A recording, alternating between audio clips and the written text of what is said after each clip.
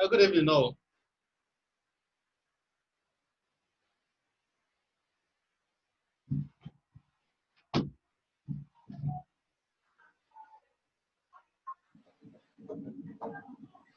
Good evening. Well done and welcome. Today, Thank you. I can see some second slide.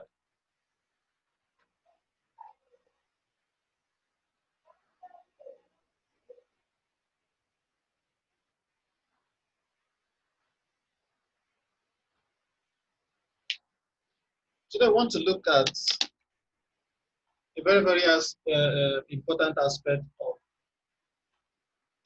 imaging, especially when it comes to interventional radiology, interventional procedure. Fluoroscopy is a key element. Whenever we are doing any form of intervention without a fluoroscopy, then we haven't actually um, reached where we are going to. I think it is the gold standard as far as interventional radiology is concerned, fluoroscopy. Now, what is a fluoroscopy? Of course, you must have known that the fluoroscopy is actually the, an improvement on ordinary radiography in the sense that if you have so many images, there is a way you can capture so many images, maybe 1,000, maybe 200 images in a second, and you view those images. They are actually going to constitute um, a video, a kind of a video. This is essentially what is used to broadcast the video when we turn on our television set. We actually see moving objects, moving pictures, whatever it may be. Those objects we see are actually still images that have been captured on our screen as moving objects. They're not actually moving, they are just images that have been captured, several images being captured maybe in 1 second. In 1 second, you might have maybe 20 images in 1 second. They come maybe in 1 second. So as they come in that fashion, our eyes will perceive them as moving objects. So images, the video we see today, they are actually still images being captured at a very fast rate. So the rate at which that film is, those images are captured constitute fluoroscopy. So fluoroscopy is no different from uh, videos that we watch, television set that we watch. They're essentially the same thing. The only difference here is this one uses X-ray to generate the images. The X-rays that have traversed the patient to generate the images, whereas a television set uses another form of image image processing. So today, we want to look at fluoroscopy as distinct from ordinary radiography.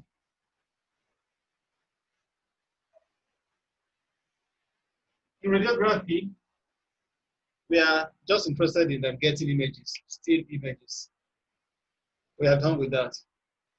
We are not interested, we can't use ordinary radiography. For example, you want to inject, you want to look at the movement of a particular contrast one has injected, whether the contrast localizing where they should localize, so on and so forth. Or one wants to, a physician wants to introduce maybe a stent.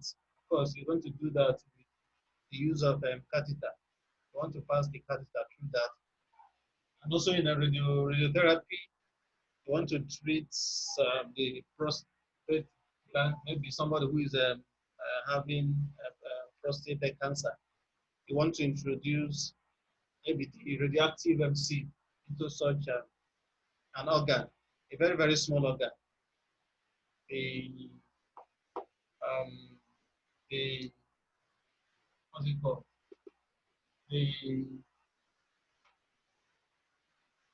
The organ just like a pear-shaped organ, very very small. Um, what's this organ again? Um, I've forgotten. Okay, prostate.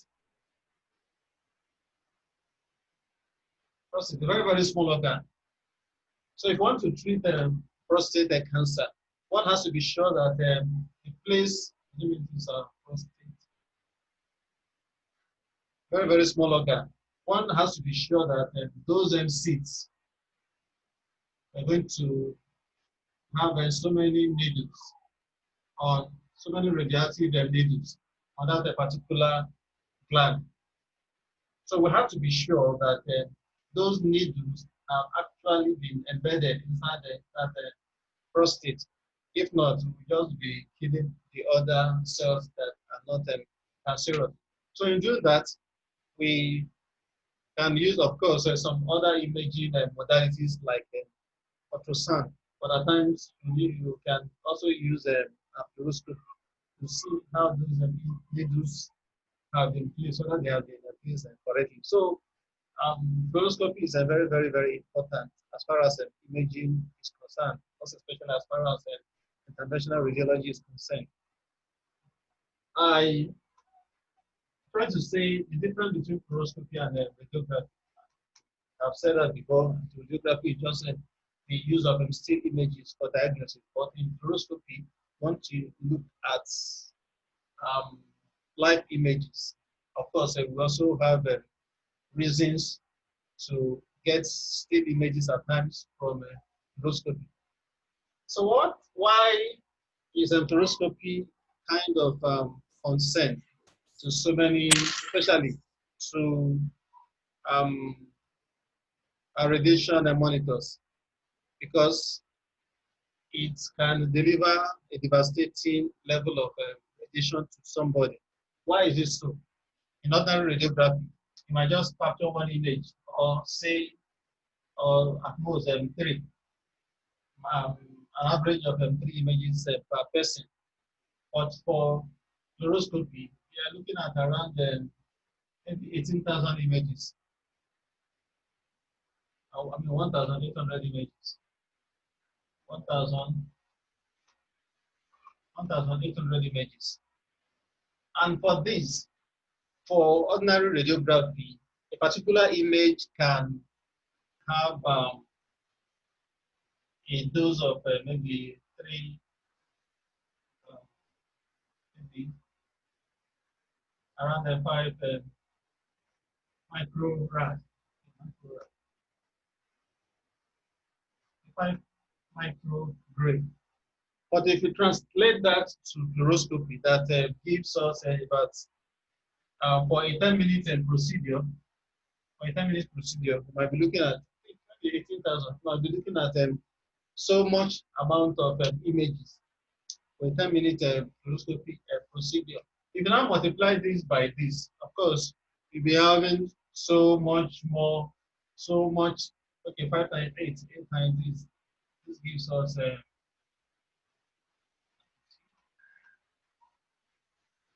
this 19, so 9,000 micrograde. That's around the 9 grade.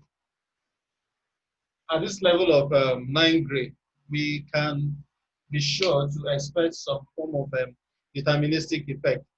So to forestall this, what happens is that in fluoroscopy, we want to look at use a kind of imaging chain such that the the dose per frame, we take one image as a frame. The dose per frame will be substantially reduced. So for a typical fluoroscopy, the dose per frame goes for around maybe 0.06 micrograde. You can see the difference from 5 to 0.06, more than 100 times a reduction of the dose per frame. just for us to be able to accommodate this volume of images we normally encounter in fluoroscopy. So because of that, for one to be able to have this amount of this very, very small amount of exposure and yet get a very, very significant imaging quality, then of course the imaging chain has to be very, very, very wonderful in terms of performance. And because of that, we need something that will actually amplify the signal. So in the presence of an intensification, you have to have something that will now intensify the signal coming from the patient down to the imaging chain of the fluoroscopic machine. So that brings us to what we know as an IR image intensifier. For all fluoroscopic application, for all fluoroscopic machine, there must be a form of image intensification, which can be in form of, which can come with an image intensifier or the modern ones we have today, flat panel, flat panel detectors. So the the reason why we have this image intensifier or flat panel detector is to increase the efficiency of the machine, such that the very, very little exposure that will be coming from the patient will be enough to get an image that will be of a very, very good and diagnostic quality. So this is the only differentiating factor. I mean, differentiating, oh yeah, of course, a factor between fluoroscopy and ordinary radiography. Now, radiography, we don't have an image specifier. Neither do we have a flat panel detector. For fluoroscopic imaging chain, either of these must be there. If not, then we can as well just call our patients and kill them with overdosage of radiation. So it is a very, very key that we understand this aspect. And of course, this is the most important aspect of the fluoroscopy machine, either the image intensifier or the flat panel detector. During the installation, if anything goes wrong with either of these, then it's as good as not having any fluoroscopy machine. In fact, we have an experience in a UCH some years back when our fluoroscopy machine was bought.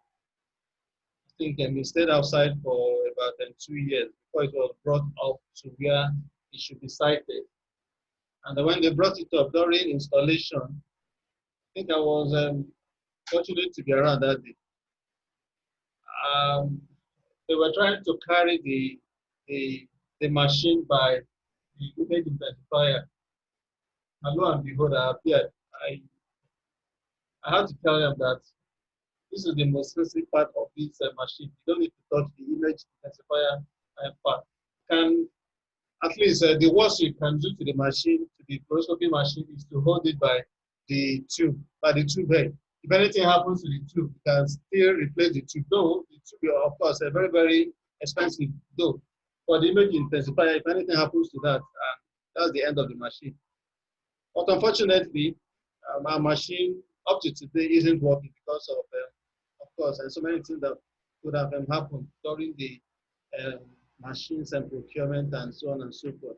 Our HODs have been trying to fix that, but for now. So it's just for us to see that the image intensifier or the flat panel is the most sensitive part of the fluoroscopy machine. We are going to use a,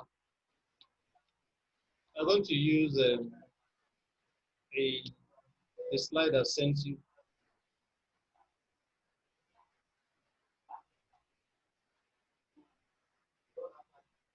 I'm going to continue the lecture with the slide.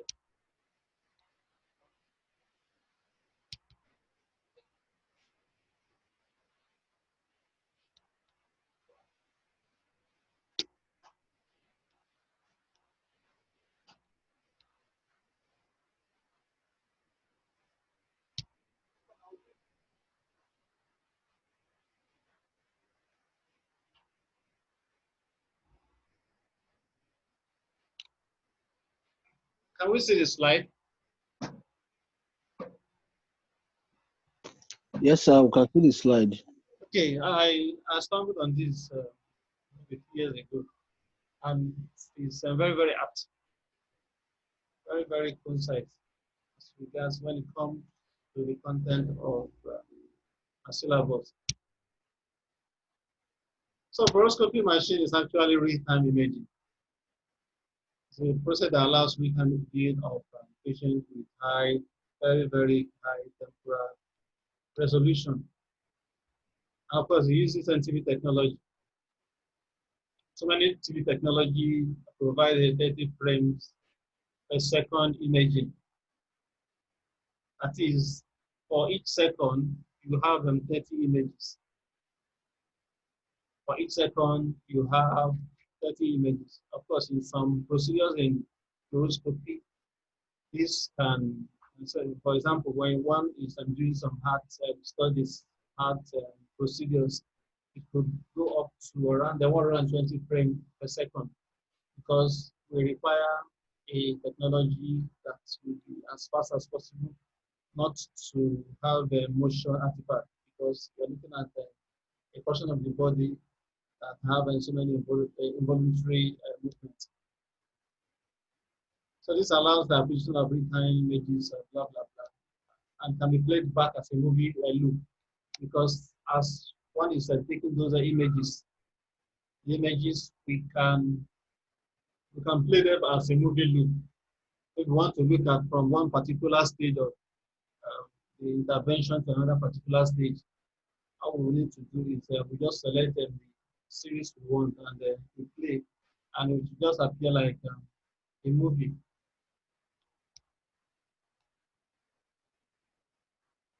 Like the ones that I said before, the side cameras, they can offer up to 120 frames per second. So we look at the imaging chain of the fluoroscopy machine. We have down here the X-ray tube. In fact, this is for radio protection purposes. It is advised that if it is possible at all, let our tube always be under. Let the X-ray tube always be under. Because with this configuration, the scattered radiation to the radiologist or the interventionist is seriously reduced. So we have our X-ray tube, of course, our filters, and we can collimators and blah, blah, blah. We have our patients, have the anti-scattered grid, then image intensifier, and then we have a system of lenses, mirrors, cameras, and the TV. This is just a basic imaging chain of fluoroscopy machine that uses image intensifier. Instead of this image intensifier, you could have flat panel detectors. And in that, the flat panel detectors combine all of this, the lenses, the everything here, and the flat panel detector.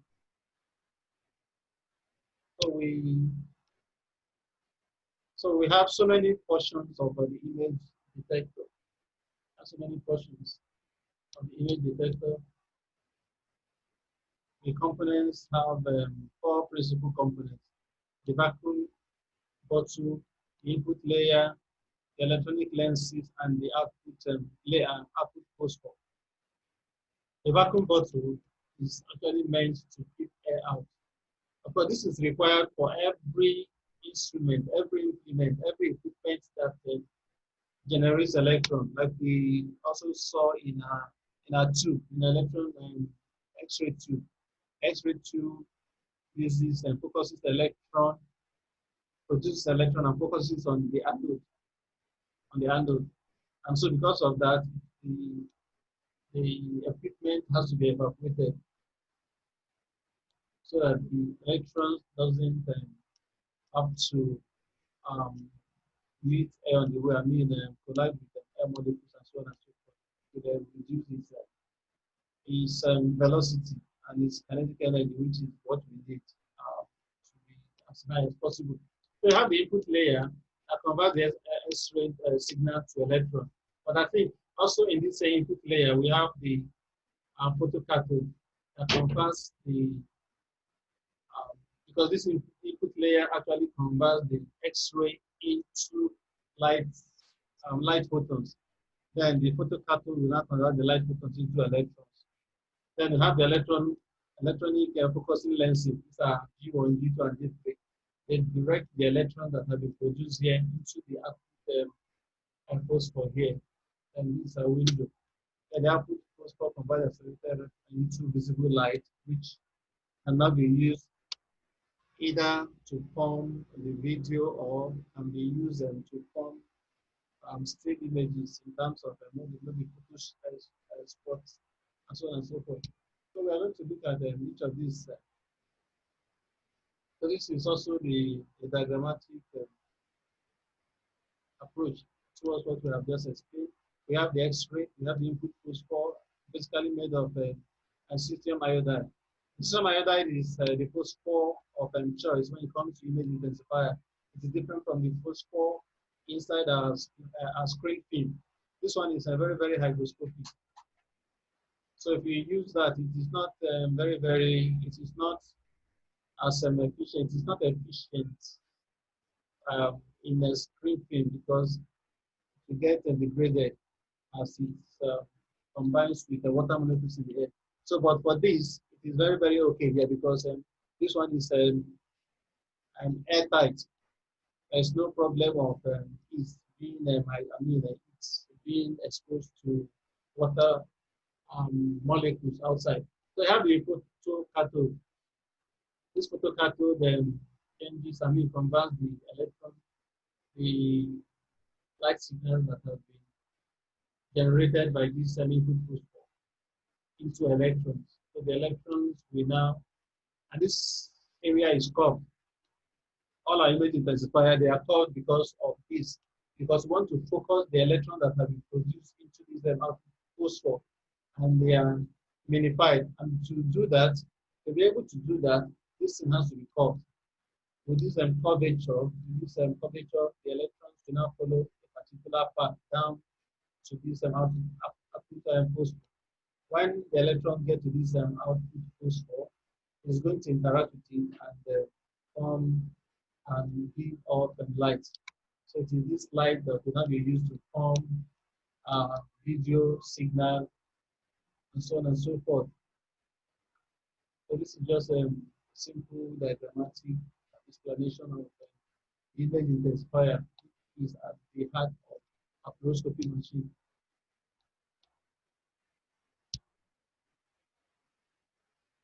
So I have the input screen.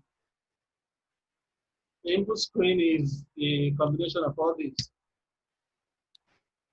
Consists of 4 different layers. And the first one is the vacuum window. It's just aluminum window. Because we said before, it keeps out air and its curvature is designed to withstand the force of the air pressing against it. Not just that, it is also the major function is for it to direct the electrons that have been produced into a small compartment of the output phosphor, which is smaller inside. And the vacuum is necessary, blah, blah, blah. Electrons, when they are selected through open space, they don't want any impediment on their path. And as such, there has to be vacuum. You can see the sodium iodide needles. And the sodium iodide needles are produced in this manner. They are very, very thin and they're cylindrical, very, very straight. And they offer light pipes. They act as the light pipes to the light, to the visible light that will be produced by this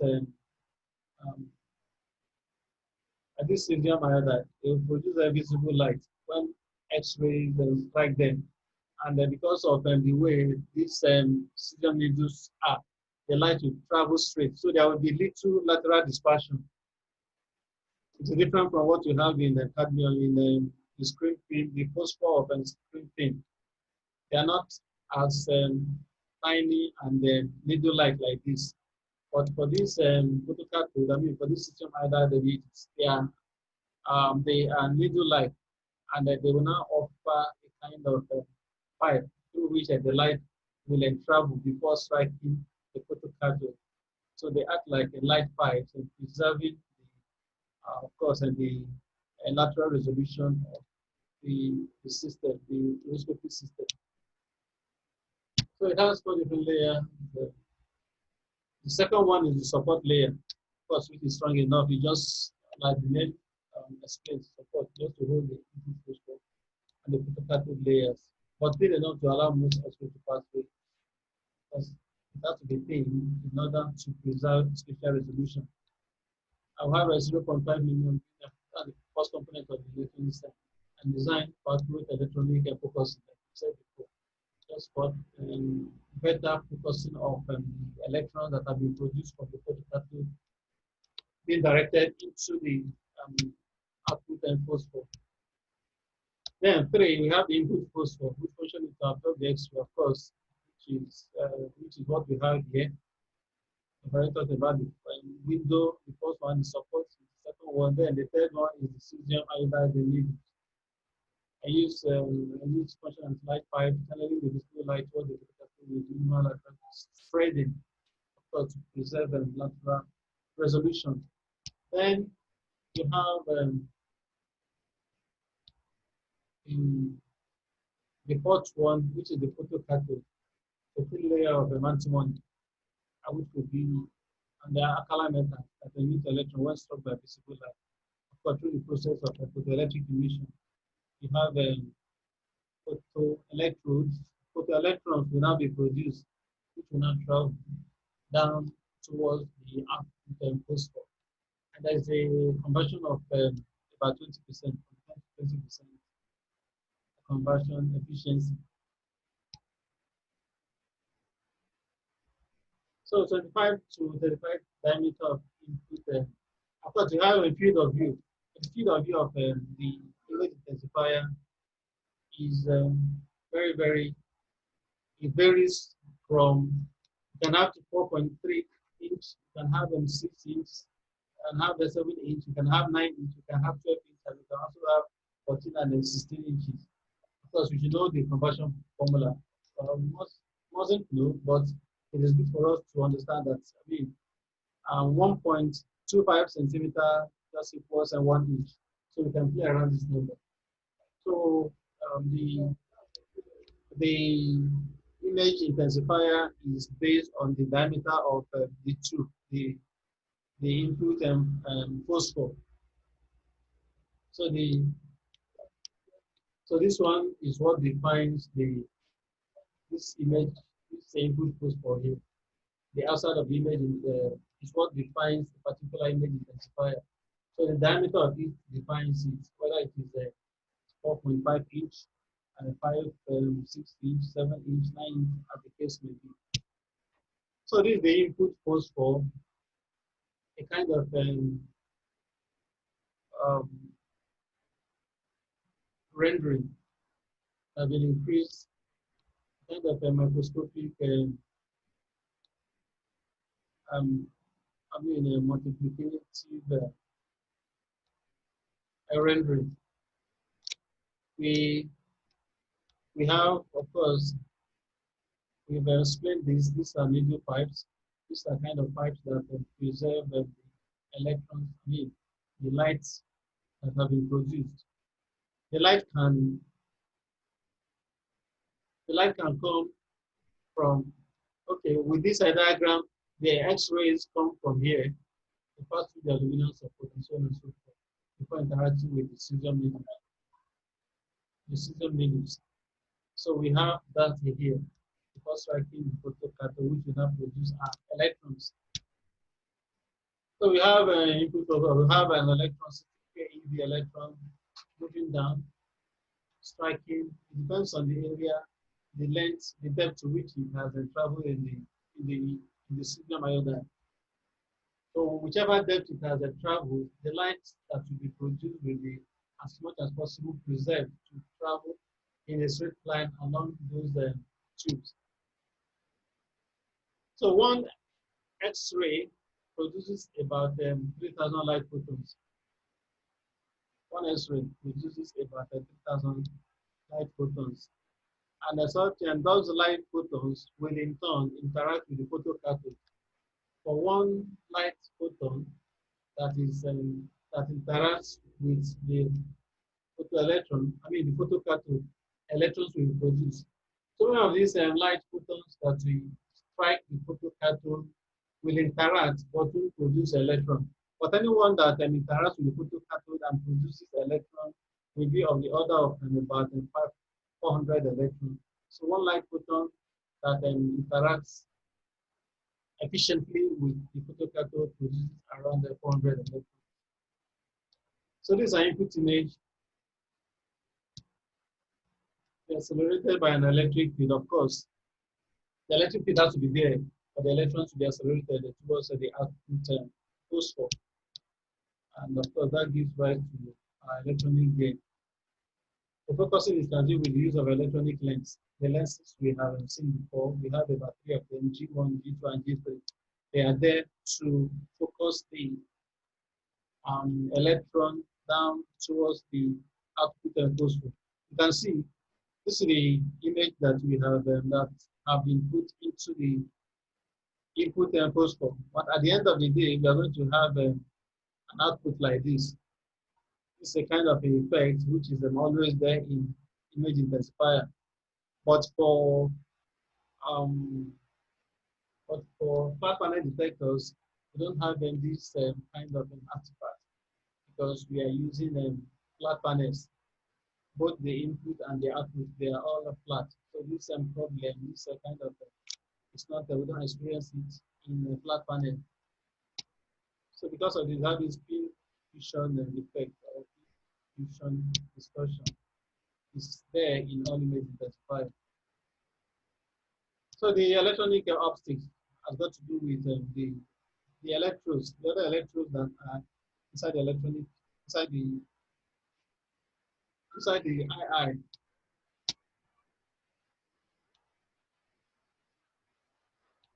So the G1, G2, G3, they are electronic, they are electrodes.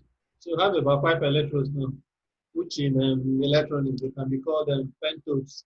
We have this electrode here, the positive electrode here, this electrode 2, 3, 4, then the output electrode, that's the anode, right to around 5 electrodes. So the electrons are under the influence of around 2,500 kV to around 3,500 kV. I mean 25,000 kV to around 25,000 kV. So the electrons undergo an enormous um, amplification in terms of speed. When you apply these potentials between the two electrodes, you're going to have electrons which have a very, very high kinetic energy. And then this one now fashion, now further focuses this one, they now further focus the electrons that have been produced into this output and phosphor. Um, After penetrating thin anode, the energy electrons start the output phosphor and the output phosphor give off light. So to have the output phosphor here, electrons striking it, interacting with it, and of course a light, you have a light in all manner of direction.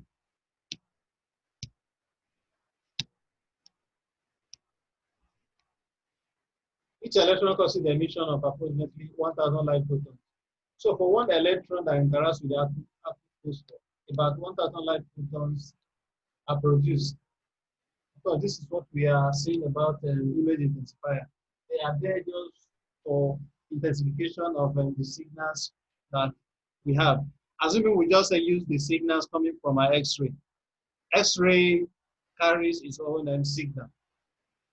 But some of these phosphor, they are not too sensitive to X-ray. So we have to use a particular device, I mean, a substance that will be sensitive to other forms of radiation, and the phosphor is one of them, which is very, very sensitive.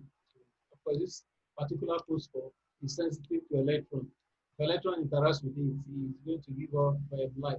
It's this light that we are interested in. So the output phosphor is usually of 2.5 centimeters, which is the 1 inch. So no matter the amount of the input phosphor, the output phosphor is constant, 2.5 centimeter output phosphor, constant. So we have 4.5 inch, 16, 7, 9, 12, 14 inch, and so on and so forth. It is going all the electrons or whatever produced from the output phosphor will just be focused, or the light produced will just be focused to this small output phosphor, which dimension is just 2.5 centimeters. And for this one is zinc, cadmium, and sulfide. It is different from the phosphor of the window of uh, input window, which is the cesium iodide. So the reduction of image diameter leads to amplification. The reduction in the image diameter leads to amplification. We'll get to that later. Amplification gain of II is simply the ratio of the area of the input focus to that of the output. For all II, there is always a magnification gain. And the magnification gain is the area of the input phosphor, this one, all over the area of the output phosphor, this one. So if you are using kind of, if we are using an image intensifier of maybe 7 inch, the magnification gain will not be 7 squared over 1 squared, which is going to give us 49. So the magnification gain of that one is going to be 49. We are using one of um, 9 inch. 9 inch. The magnification gain is going to be 81 because 9 squared over 1 squared is going to give us 81. We're actually talking about the area by r squared or by d squared over pi. So at the end of the day, it is just the square of the diameter of the image intensifier. So for all image intensifier, there's always a magnification. The image is always magnified.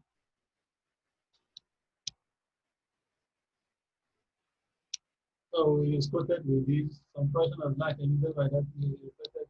So we have some fraction of light. And see, this light traveling this way interacts with this, and then we have a light absorber here. If this light absorber were not here, it is going to cause some glare. It is going to degrade the image. So we do as much as possible to reduce this glare here. And it's normally occurs at the periphery of the image intensifier. We should bear in mind that this is actually a front view section of the image intensifier. The image intensifier is actually something that can be something secular. So you should bear that in mind. So light bouncing up at the output window is called veiling glare. One of the artifacts that we encounter in, in fluoroscopy. There are some parameters we need to know when it comes to the image intensifier.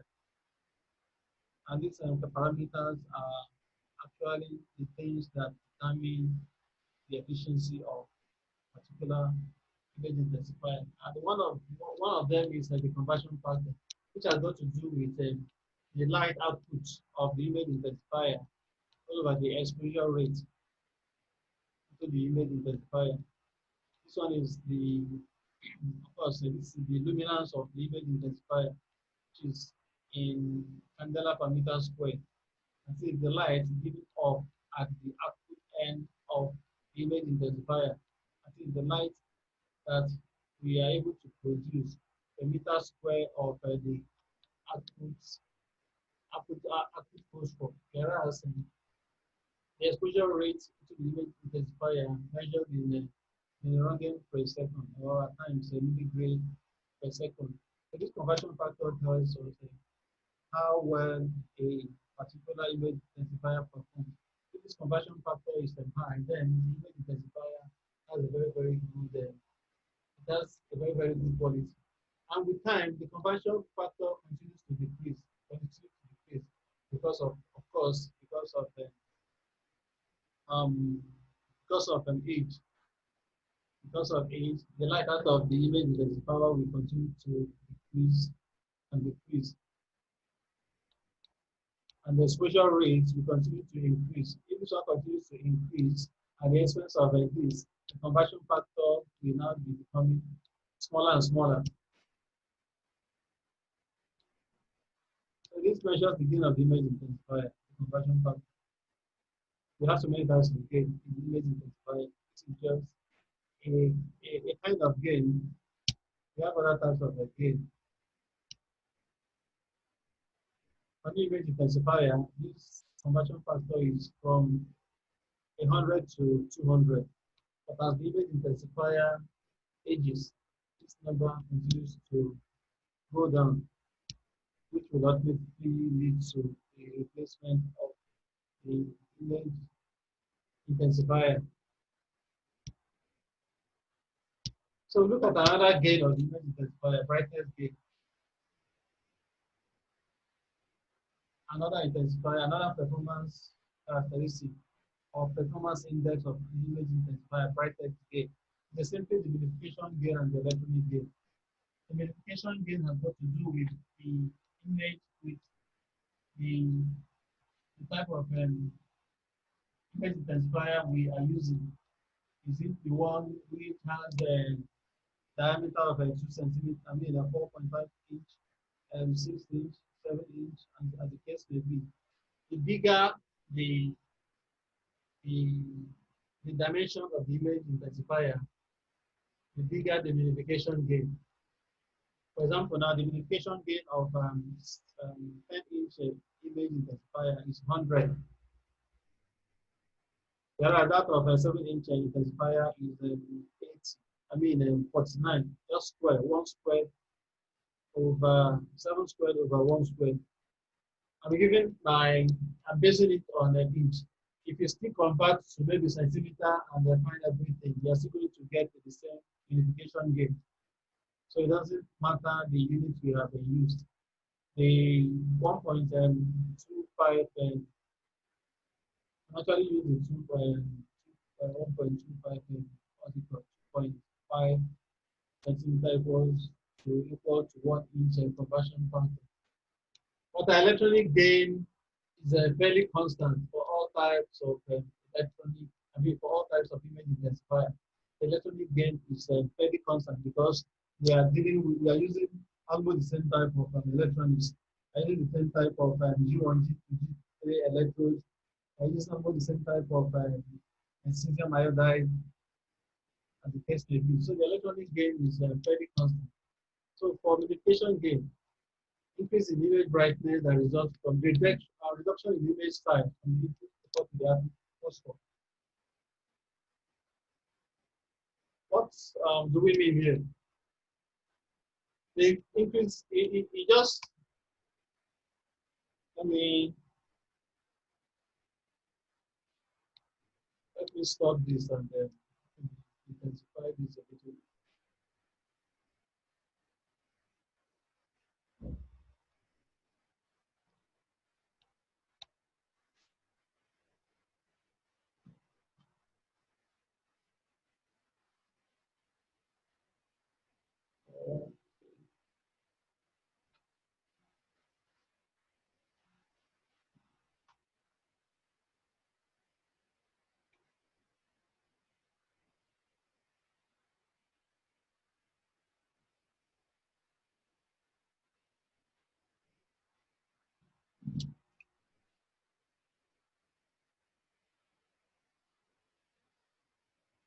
We have our inputs and we have our outputs.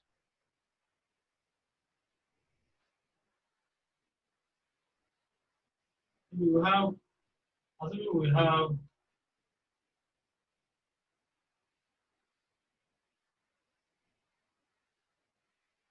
1,000 light photons here. 1,000 light photons here, produced here. And we now converge them. We continue to converge them to this small spot here. Here, the intensity of this light here will be different from the intensity of the light here. Intensity here will be greater because this 1,000 light photons here, the same 1,000 light photons have been, compressed here. So the brightness here is going to be greater than the brightness at this point.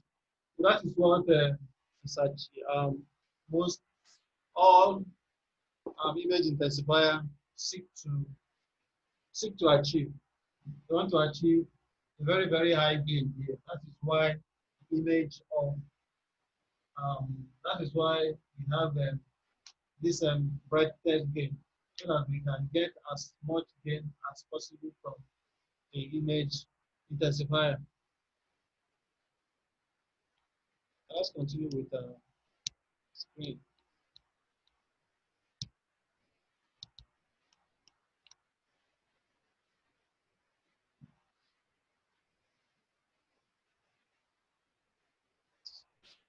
So the increase in image brightness that result from the reduction in the image size only because of the output for is a magnification gain.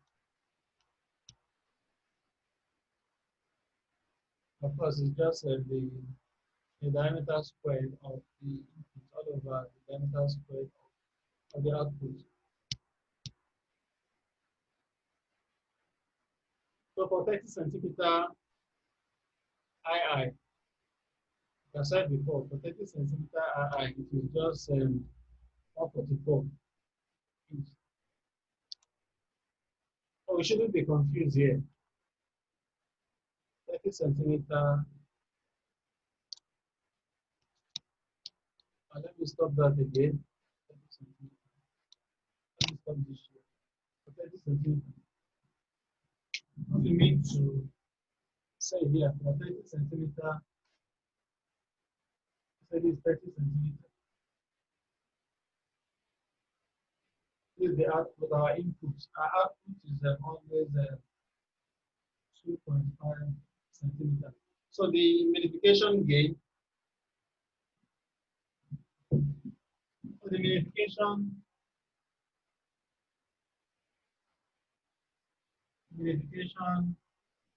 gain is just the area of this one, which is pi d squared over 4, v1 squared input, out over the input of the area of this pi d squared over 4. That is what I will cancel out. So at the end of the day, we have the diameter of this one squared, diameter of the input squared over diameter of the output and squared. If we're looking at 30 centimeter, we're looking at 30 centimeters squared. This is 30 times 30 all over 2.5 times 2.5. At the end of the day, we should arrive at what? 225. It can give us this 300 times 300 over 25 times 25. 5 here, 5 here, 60. 5 here, 5 here, 60. 5, 560. 5 here, 5 here, 12. 5 here, 5 here, 12. So 12 times 12 gives us 144. Like I said before, which is the same thing as converting this one to inch. We convert this one to inch. 30 centimeter is about 12 inches. Whereas 2.5 centimeter is about 1 inch. So 1 times 1 multiplied by 12 times 12 is going to give us a 44. So whichever way we go about it, this is a 1.5. I just wanted to highlight this as the units shouldn't be a problem. Whatever unit we use in the numerator, we use at the denominator, we are going to arrive at the same answer. So the magnification gain is just the ratio of the area of the output phosphor. I mean the output, of course, the output phosphor to the area of the input phosphor. This one is usually inside, of course, and inside the image intensifier, which we can't uh, we can't open this to measure this, but that is the distance. I mean that is the dimension. For this one, you can easily measure it. Just go to the front of just go to the image intensifier. Use your ruler or what to measure the diameter. That will give us the dimension of the input phosphor. So let's continue with the share.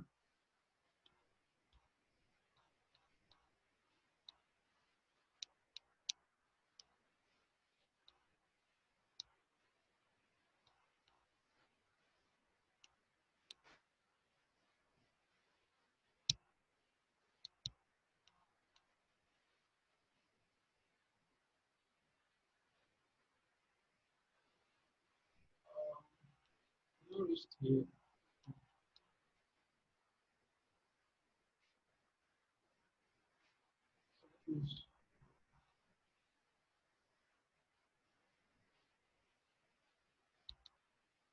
Okay.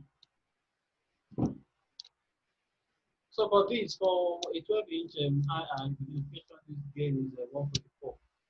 So we have,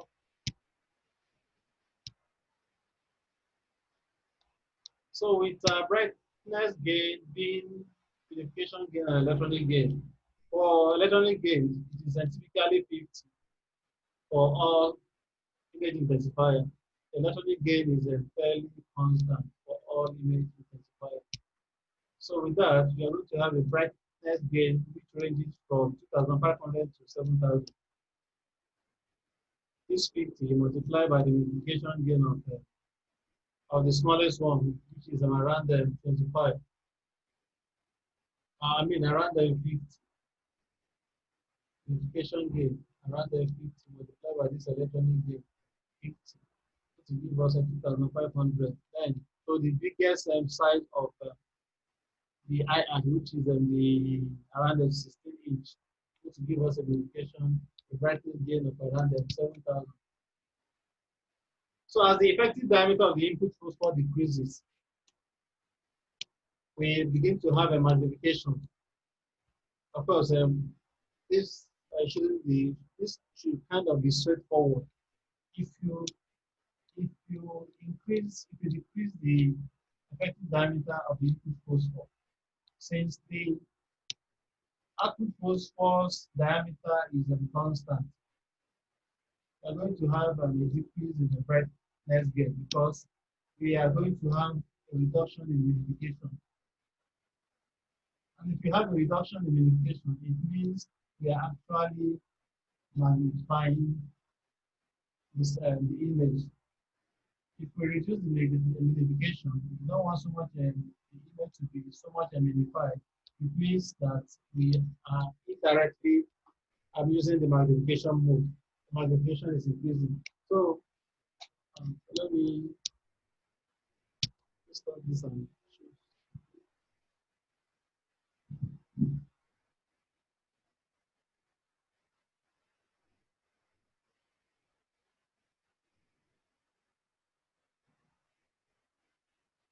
so for example, we have another.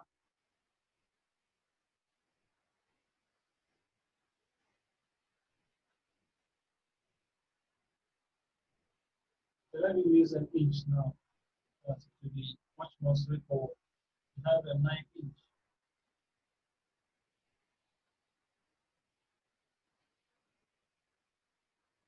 And we have a 7 inch II. Of course, this one is just a 1 inch. This one is a 1 inch. I said we are changing from 9 inch to 7 inch. The multiplication gain of this one is 9 squared over 1 squared, which is 81. Whereas the multiplication gain of this one is 7 squared over 1 squared, which is 49. So we now see. So this is going to give us a magnified image. image of this one is going to be magnified than the image of this. How is this so? Because this one is going to use 9-inch, assuming we are looking at the same type of the same exposure rate. And looking at the same exposure rate, maybe 2 röntgen per minute at the face of this one, at the input phosphor, and the same 2 röntgen per minute there. Because this one uses a much more, what's it called? Much more area at this exposure rate. The the the image here, the image here will be magnified than the image here, because at the end of the day, we superimpose this thing on this. We superimpose this on this.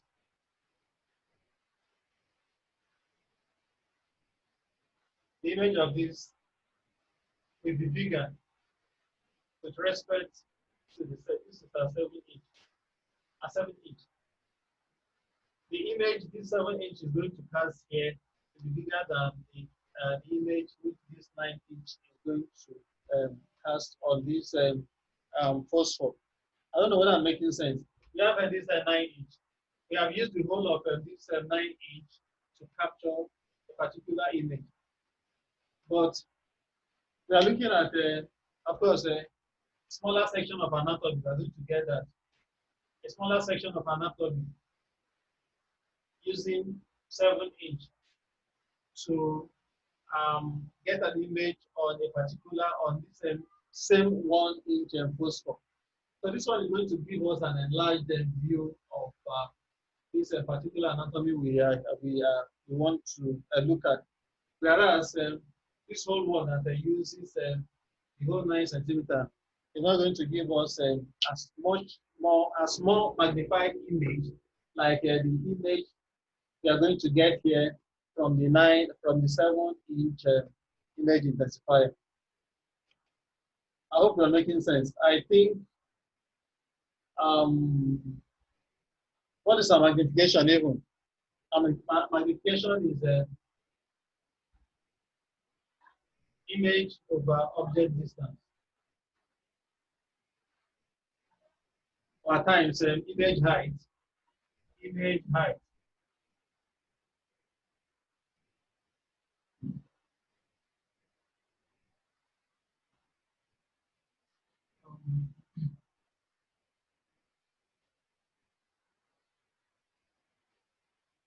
Magnification is image, of course, it's also image distance. But in this explanation, we use an image a height, image height of object height. This is our image, and this is the object. So for the first one, let me remove my 7-inch now. So for the first one, which is a 9-inch, the magnification of that of a 9-inch is going to be the image. The image is a 1 all over the object, which is a 9. It's going to give us a particular number. Then for the magnification for that of 7 is going to give us a 1, still the same image height, representing it with our image height, which is the image out over 7. So which of this is going to give us a magnified image? This one is going to give us a magnified image because 1 over 9 should give us around 9 is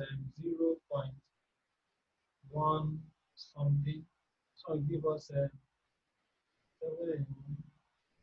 0.1 million 30 in 7 times 4, 28. This one is 111. So this one is going to give us a much more magnified image. The one for 9-inch is going to give us a 0.11, whereas the one for 7-inch is going to give us around 0.14. So this one is going to give us a magnified image of whatever you want to use. So as we increase or as we reduce the diameter of an image intensifier, you are going to have more magnification, in as much as we are considering the same factor of exposure, so on and so forth. Let's continue with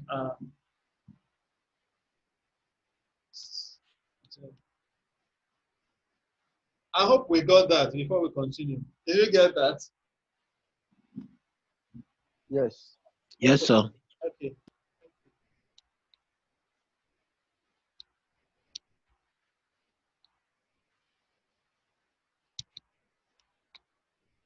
So as the effective diameter of the input phosphor decreases, magnification increases, and the brightness gain decreases. Of course, it's going to decrease because this factor is going to decrease. This one remains constant. So the field of view magnification, these are the two modes of operation of the um, fluoroscopy machine.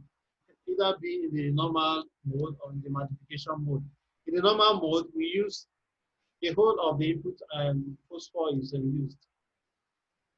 Whereas in magnification mode, just a section of the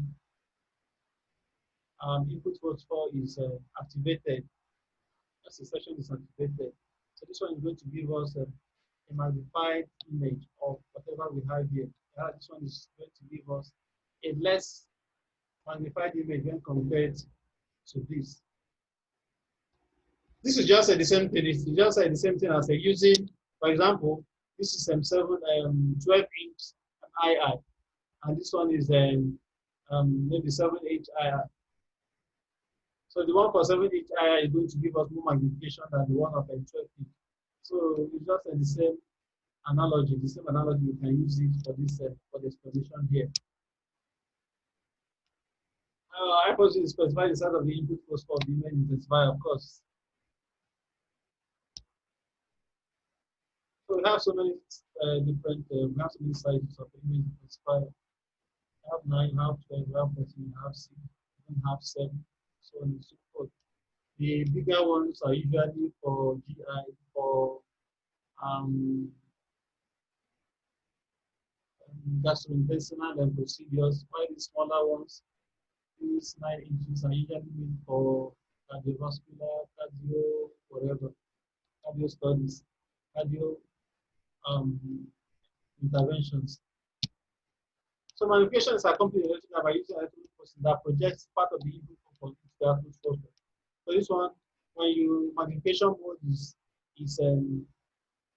activated, not all the phosphor, input phosphor will now be used, not all of them, just a section of the input phosphor will now be activated to um, will be activated to be used. So brightness S rate is boosted. So when we decrease, when we use a magnification mode, the exposure rate is increased. Why is it so? Because we want to use, because we are making use of a portion of the whole input phosphor. And because we are making use of just a portion of the input phosphor, we will need much more exposure. We need much more exposure to give rise to a particular maybe optical density. We want to talk in terms of field screen.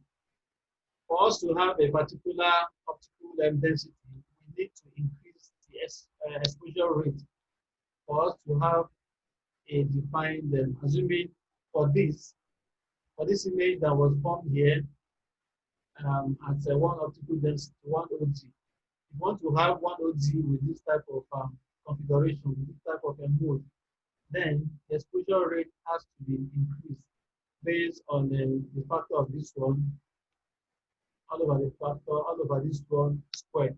Assuming we move from 12 inch to 9 inch. Let's say the II is 12 inches. I will just use around the 9 inches of that particular II. The exposure rate has to be boosted by 1.8 by we have to multiply it by a factor of 1.8 to be able to give us that same brightness on the output phosphor. Likewise, if you go from 12 to 7, there has to be a boost of the exposure rate by 2.9%. I mean by 2.9. That's around what's it? Around how many percentage is this? Around 200, around 300% increase in the exposure rate. So we have around a 200% increase. So the exposure rate will be increased by about 2 here, whereas the one will be about 3 times stronger. So this is also the same thing when we move maybe from 12-inch um, II to 9-inch II. There will be a boost of exposure rate boost of 1.8. And maybe this boost should have been the language used. Exposure rate increment. It is being boosted here. It looks as if it is a good thing to increase the exposure rate. What has been the best language for me, first and precise should be exposure rate is increased by this factor 1.8. So magnification mode is not encouraged except when it is very, very necessary that the magnification mode is activated.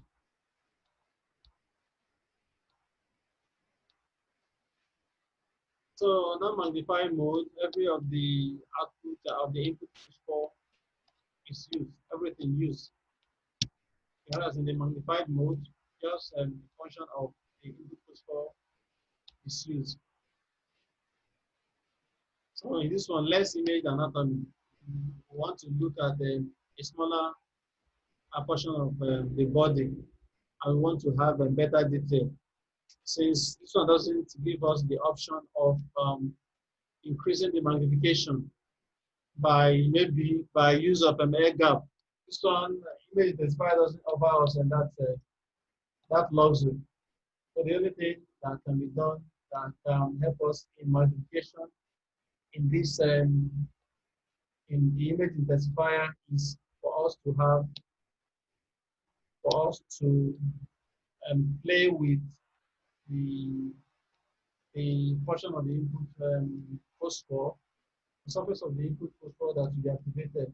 That if you activate more portion, you're going to have less magnification. But if you activate lesser portion, we're going to have more magnification. So this is an example of the use of magnification. As if one wants to see the radiologists or the neurologists, as the case may be, they want to see maybe this is portion of the rib or whatever. You are placing the catheter through some vessels here or whatever, as the case may be. One wants to have a better view. And see, you just activate the magnification mode. So we are going to have an enhanced image, a magnified image of what we are looking at. So this is much more enhanced. So we talked about the fusion distortion, which is as a result of the use of the input phosphor and the curved nature of the input phosphor, which we cast a curved image on the output phosphor. So at the end of the day, we are going to have this. This is present, like you know, in all the image intensifier. So this is just the optical coupling. The how the system of image intensifiers look like. We have after the basic output window, we have shunted the input part of the image intensifier. So we are left with the optics. So the light here goes, we have the focusing lens here that and focuses the lights into the machine, into the whatever, into the optical arrangement that actually comprises some lenses and videos and other accessories. You can see here, as the light enters the, the optical component, we have a mirror here because fluoroscopy machine can be used to replay the still and images we have captured in form of videos. Of course, this side will take care of that. This side will take care of that.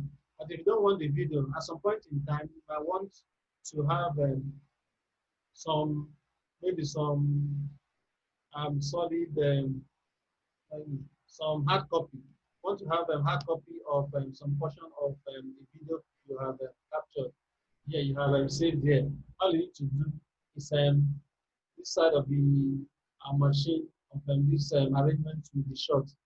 So the light here, this mirror here is there to shunt some part of the light ray to this portion, to this part, which is then going to, which of course you can have a row pin here. If it is not digitized, and if it is digitized, you can have some other forms like digitized and spot pins, as the case may be. So if it is the video aspect that the fluoroscopist then wants, of course, the light will just travel down here, and we have interaction of the lenses and so on and so forth, the video target, and every other thing follows to give us a camera image, a video image, which is displayed on the video screen, which is displayed on the monitor and can be viewed real time. So, just the explanations are just there. So this is still the same thing. We have, so the video camera typically uses 30 frames per second in operation.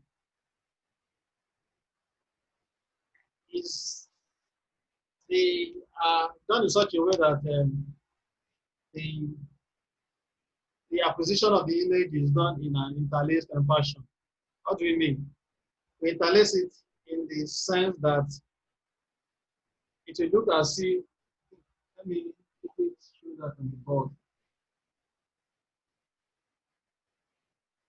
Let me stop this here. Stop the screen and okay,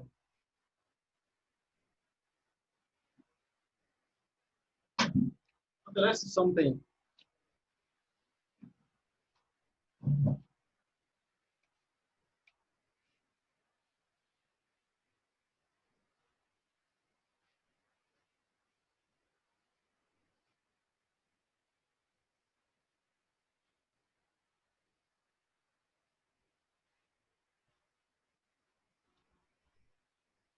Before the outburst, let me use that word, outburst of digitization, we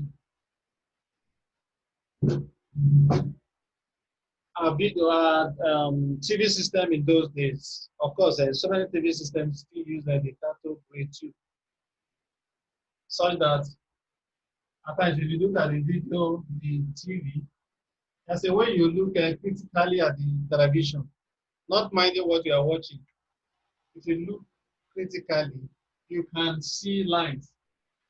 You can see some horizontal, some vertical lines that move from the move this way. It moves this way, and these lines continue moving. As a way you look at the TV set, of course, it's very difficult with TV systems this way that have been fully digitized. In the days of an analog, if you look at a TV system, you could virtually, you can practically see that the way you look intently at the TV system, you look as if the lines are moving, vertical lines are moving. These vertical lines are actually the burst of images still images that have been captured. The still images just move, just continue refreshing. And as they continue refreshing, you just see them as videos. So for our fluoroscopy system, which uses, of course, the same television technology, the lines are, of course, all the lines are used to form the both the vertical and the horizontal line. These are what we call raster lines. For for the TV system, the lines, also the vertical lines, they must be refreshed at 30 cycles, at least 30 cycles every second. That is the lines we are seeing, all these lines, they have to be refreshed at least 30 seconds every, 30 times every second. If they are not done like that, we are going to we are going to have a perception of still images. We are going to be seeing them kind of still. One wouldn't be able to enjoy the video. If you have a video in which the perception or the frame rate is less than, in fact, for human beings to see anything displayed on a video as a real time, it has to be greater than 47 maybe frames per second. Anything less than this will appear, we wouldn't enjoy it. We'll be seeing it as something which is still. We're going to see it as if one is just looking at still images. The eyes and the brain wouldn't be able to convert them to motion images. But if you have something greater than this, but for fluoroscopy system, it uses what 30 frames per second, which is of course lower than this. Of course, so this will be very, very noticeable if you use this. So instead of that, they now use what we call interlaced method. So that of course, this one and two, this one, two, this first line and the second line will appear as if they are two distinct events. And so well, it will be done just to make sure that these two appear. There might be the same event, but because of interlacing, it will appear as if it is two distinct events. So in that case, they're going to have 60 frames per second, which is greater than what which is greater than this 47 frames per second. Because if it is less than this 47 frames per second, we are going to have a flicker. Our eyes will just be flickering from one frame to the other, and of course, it would be very, very a good video sensation. So because of that, we use at least this stuff is used. I think we need to continue with the share.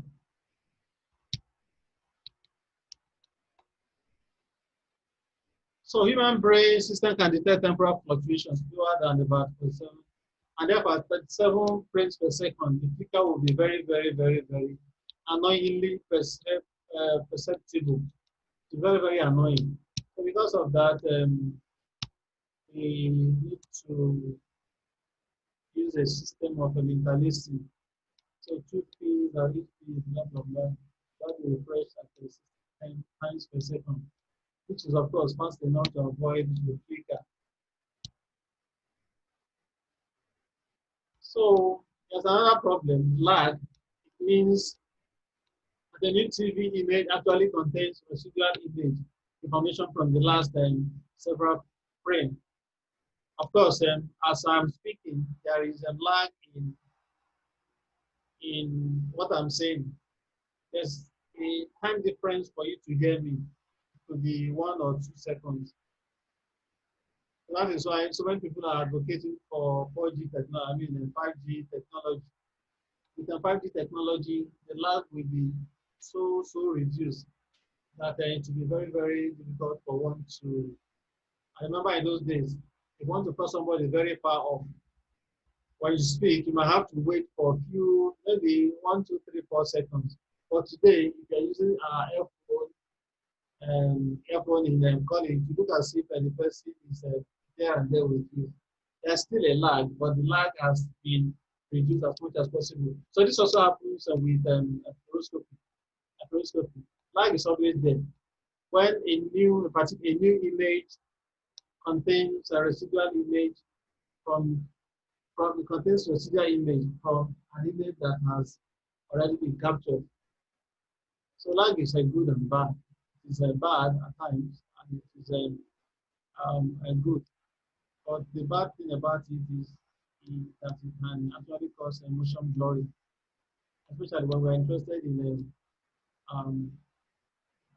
getting maybe for hard time studies, um, cardiac catheterization studies and intervention. That can actually be a problem. We want to use a video camera, a monitor that has an improved frame rate. That is why we don't normally use a frame rate of a 30 BC per second, but extended a frame rate of around 60, 1800, 120 frames per second. So you can see the effect of lag here. You can see this image moving this way. This motion picture captured, but you can see the residual image from the earlier image I captured. So it is still here. So the type of camera used, this has also presented itself. So it can be a problem during some interventional procedure, but at times it shows that no problem. The effect of a camera light, angiogram of a rapidly moving coronary artery shows the trailing goes due to excessive camera light. Direction of travel is from right to left, and see from that and this way and here.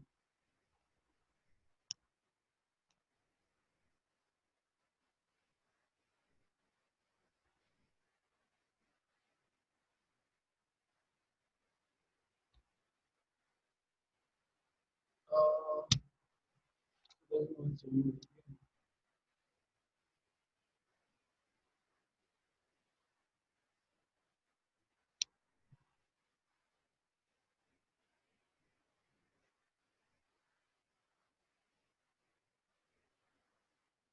Oh, sorry.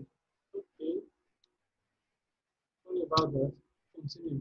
So video resolution. The spatial resolution of a video in the vertical direction is governed by the number of scan lines.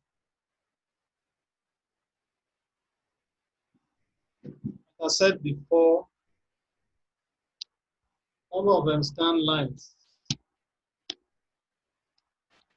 By convention, 5 2 lines. Let's follow the convention of North America, of course, America, Canada. They use 490, 525 lines. But out of those 525 lines, we only have 400 lines that are usable. And of course, it is not in the earlier days, as this man called them Kerr. He came up with his so-called Kerr factor. That's only 70% of whatever lines we have that can only be used for resolution. Just 70% of that is theoretically available for video resolution. You can see from 525 down to 490 usable lines.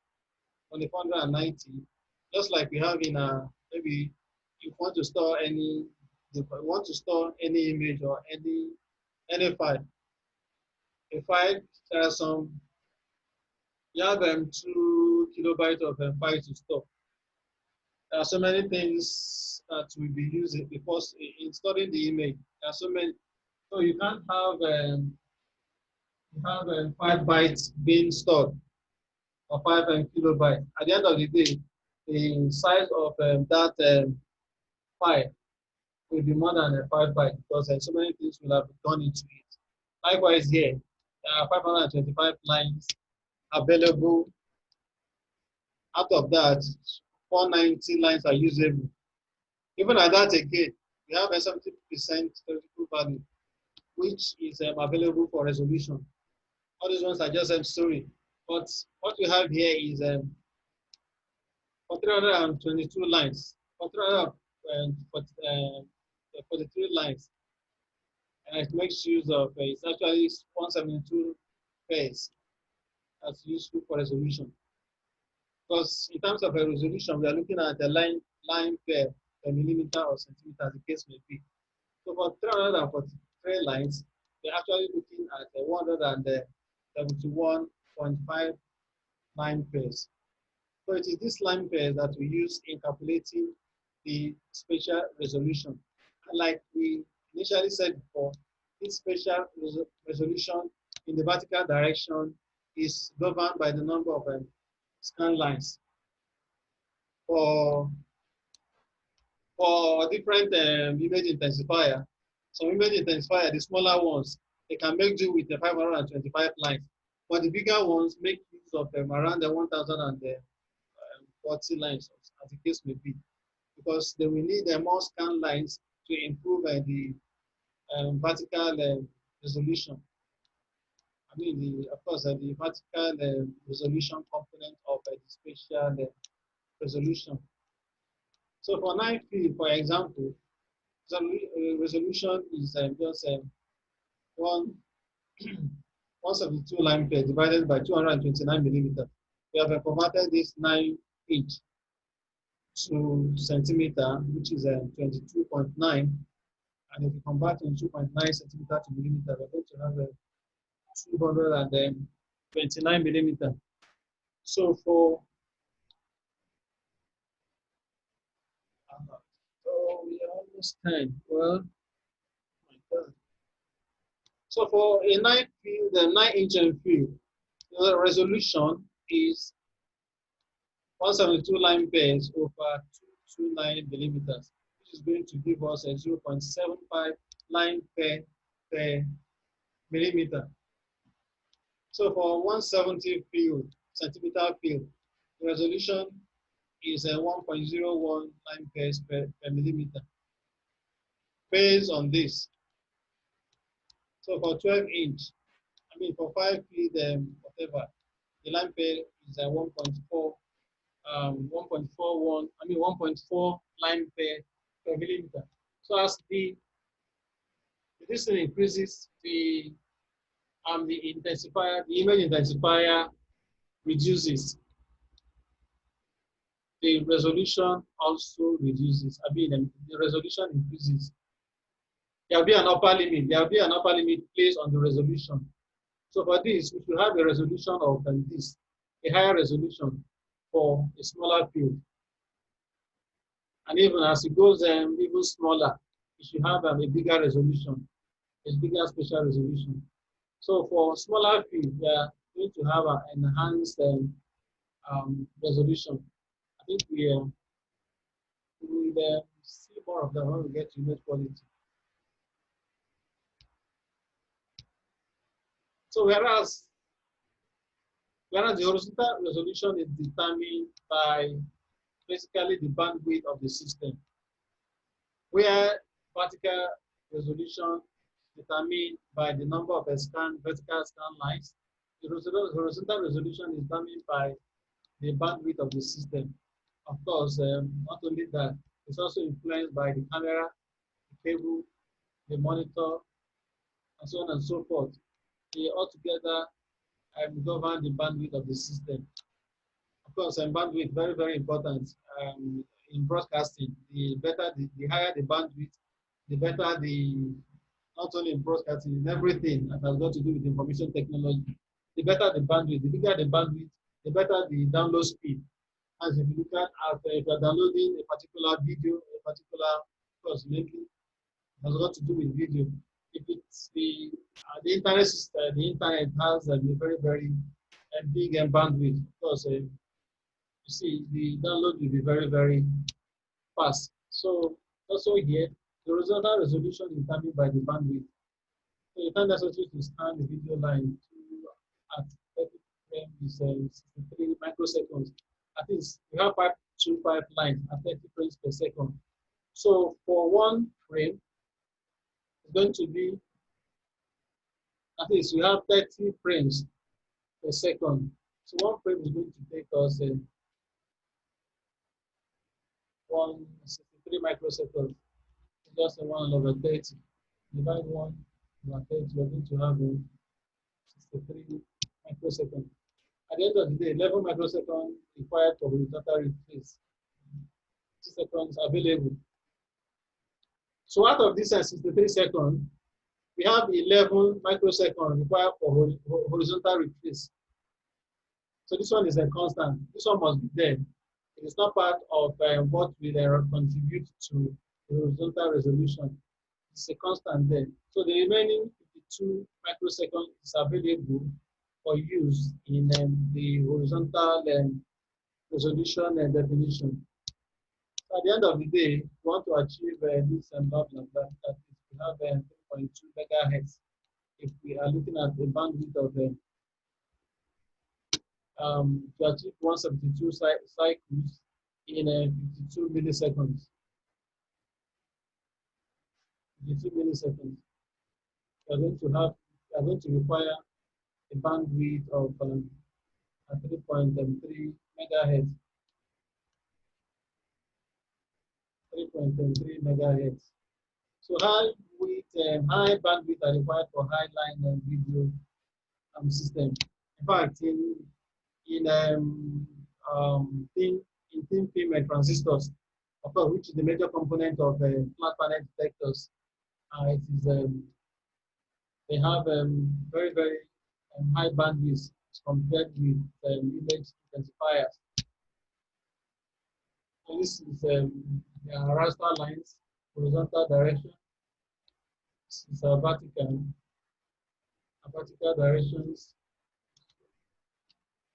vertical directions which are determined by the number of scan lines. The more this number of scan lines, the better the horizontal, the vertical component of the spatial resolution. And this one, the horizontal duration has got to do bearing on the bandwidth. The better the bandwidth, the better horizontal duration. At least the better the horizontal component of the spatial resolution. So at the end of the day, both vertical direction and the horizontal direction will give us a spatial resolution.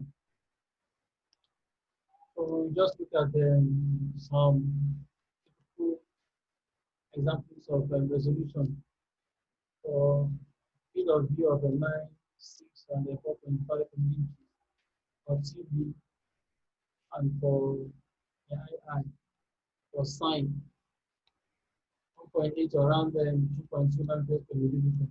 Whereas for an image intensifier used for heart studies and heart procedures, it has to be high, 2.7 to 3.2, because we require a better resolution in terms of spatial resolution. For 6 inch, we require a much more bigger resolution, 9 meters per millimeter. I mean, we require a much more bigger,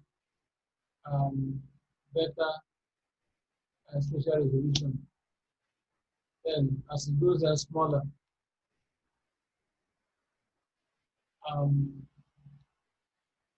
this thing has been placed on the FOV, I mean on the system, to increase the line per millimeter, that is the spatial resolution. So the smaller the image intensifier, the higher the requirements for spatial resolution. So this one that has that requires around 1.8. As you go smaller in FOV, then it means we need a better definition. I mean a better system with a better a spatial resolution, both for both my eye and the TV. So this is just the first part of the lecture. So we have the summary. Fluoroscopy has got to do with the light imaging procedure. The image intensifier is the main component and consists of the input, the electronic, and the output phosphor. The input phosphor, which is the silicon iodide, converts the light to and the X-ray to light. The photocathode converts the light to electrons, and that phosphor converts the electron back into light, which will now be used to form an image. I would have looked at some of these artifacts and the diffusion effect, which is not much of a problem. It is always there. Then the veiling glare, which is as a result of light reflecting from the output phosphor onto the periphery of the image intensifier. Then lag has got to do with system having residual image in the system. In the brightness gain, we held that to be magnification gain multiplied by the electronic gain. And we also looked at the several magnification modes available. And the video camera produces 70. And we also looked at, we also saw the use of interlaced scanning to avoid flicker. Horizontal bandwidth, I mean horizontal stuff in the horizontal resolution determined by the bandwidth and the vertical resolution determined by the number of scan lines altogether and give us the spatial resolution. So I want to look at the flat panel digital fluoroscopy. Okay.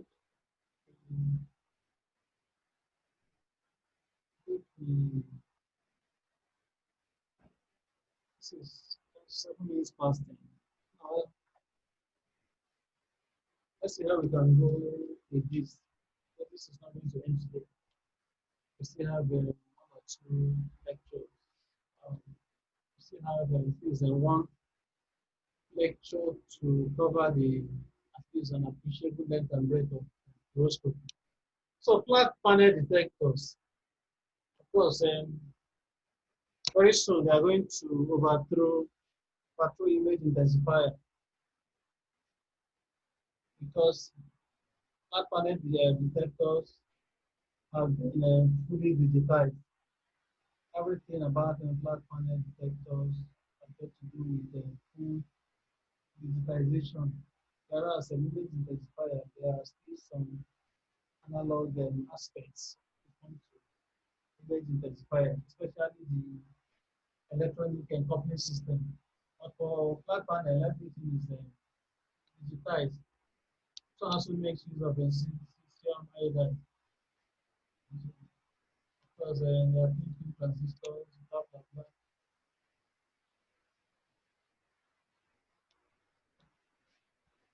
Flat panels will replace image intensifier, video camera, and other peripheral devices. They are not just replacing this. They are going to replace the whole of II very soon. Of course, so many countries have started using flat panel detectors. So many. So II still has some advantages over flat panel detector in terms of kind of contrast. Because flat panel, because of the electronics involved, there is so much electronic noise offers kind of artifact. But, however, still okay. It is still it is going to, of course, take over the imaging chain as far as fluoroscopy is concerned.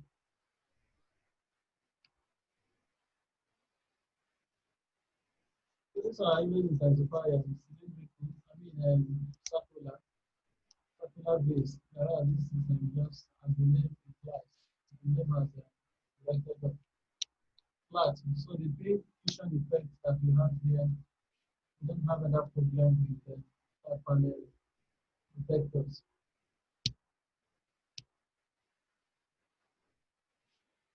So these are some of the equipments at the periphery of the image intensifier.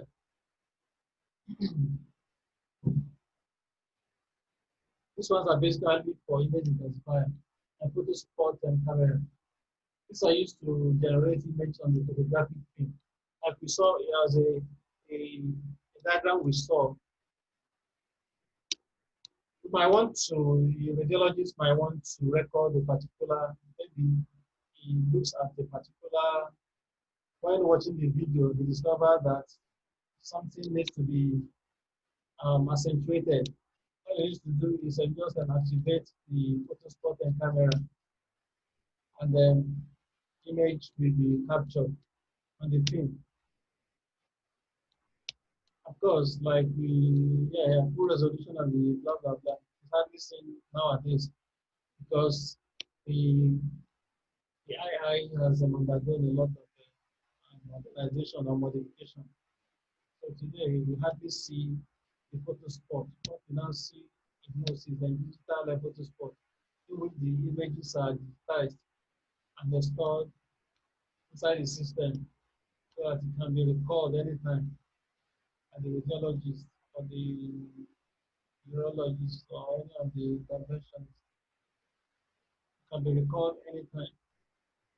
And if such image is recalled, seen on the computer, it can just be sent to the digital and printer, and the image will be printed using laser imaging system to be printed, and then whatever they want to see, they can actually look at it very well instead of stopping the using looking at the video, because if you are looking at the video it's at the expense of those dosage to the patient.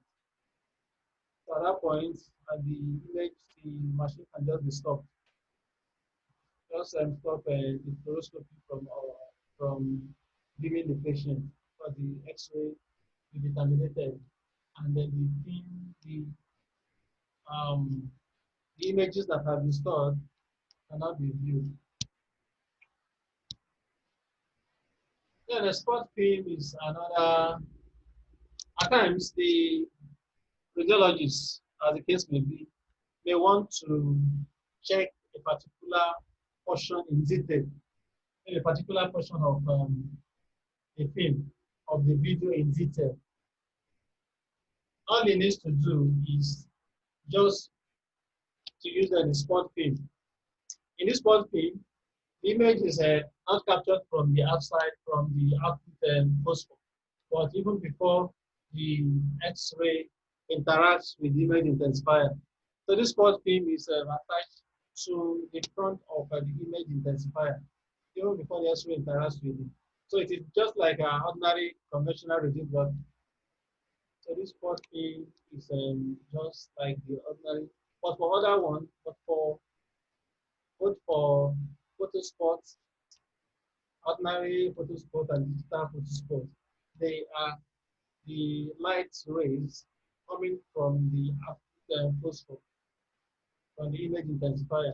Whereas for this, for the spot film, is from the patient itself, the X-ray that have been directed and with the patient that cannot be used to form this one. This one is when we require a better resolution of the image, when the fluoroscopist or the radiologist or the urologist, as the case may be, want a better resolution of the image because the film, because since the X-ray hasn't passed through the image intensifier, the image intensifier produces some kind of inferior image when compared to the image you get from directly from the patient because of the electronic components and so on and so forth. They are going to produce so much noise as the case may be. But it wants very, very better resolution. So this one is normally used for heart maybe for heart, whatever, heart studies, heart interventions, as the case may be. We need to offer better resolution. We also have sign and radiographic cameras. So has got to do with the need for very, very rapid sequence of images. So we can have as high as 120 frames per second or higher. So they use very, very short radiographic pulses, different from the ones that use in continuous, ordinary continuous fluoroscopy. But this one uses very, very short radiographic pulses, so that motion will not be a very big and huge problem. You don't use this high frame rate. Motion is going to be the motion, because of the motion of the vessels, the blood flow, and so on and so forth. The picture will have so much light. So sign photography cameras can also be another peripheral equipment attached to the imaging chain of image intensifier. Fluoroscopy normally has about two modes: the continuous fluoroscopy, which uses a low dose rate of 10 radian per minute. That's the maximum legal limit. But you can have 20 radian per minute. This is the maximum legal limit. This one is especially used for very, very obese patients. But for normal, in for high dose rate fluoroscopy, there should be some specially activated fluoroscopy sensors. Like for this one, people wants to go to high dose rate fluoroscopy. There are usually two pedals. Pedal one for continuous fluoroscopy, in which when something is going above 10 rounding per minute, the machine begins to beep. Also have another pedal for high dose rate. So if the fluoroscopy depresses that high dose rate fluoroscopy, the something 20 rounding per minute will be activated. Of course, there are so many legal attached to this. Maybe I think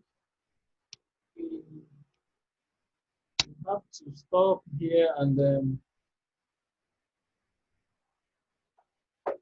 and continue from maybe on Friday. We have another lecture on Friday, and probably maybe Sunday to try and then finish up.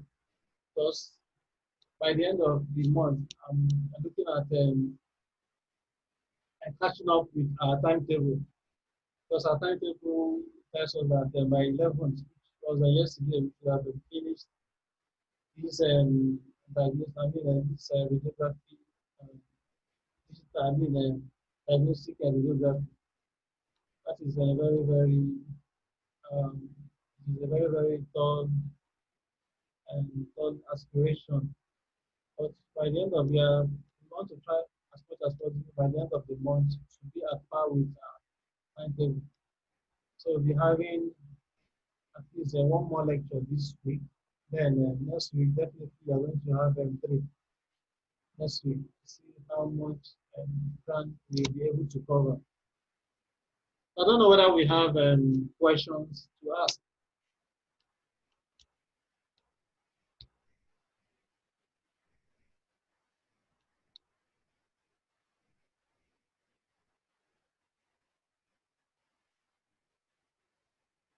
I don't have questions to ask.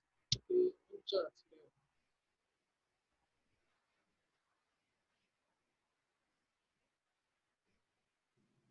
Thank you very much, sir. I don't have any questions, sir. Okay. Our next class, God's grace, will be on Friday. Let's see how it goes. Until then, to wish you a happy night rest. Bye-bye.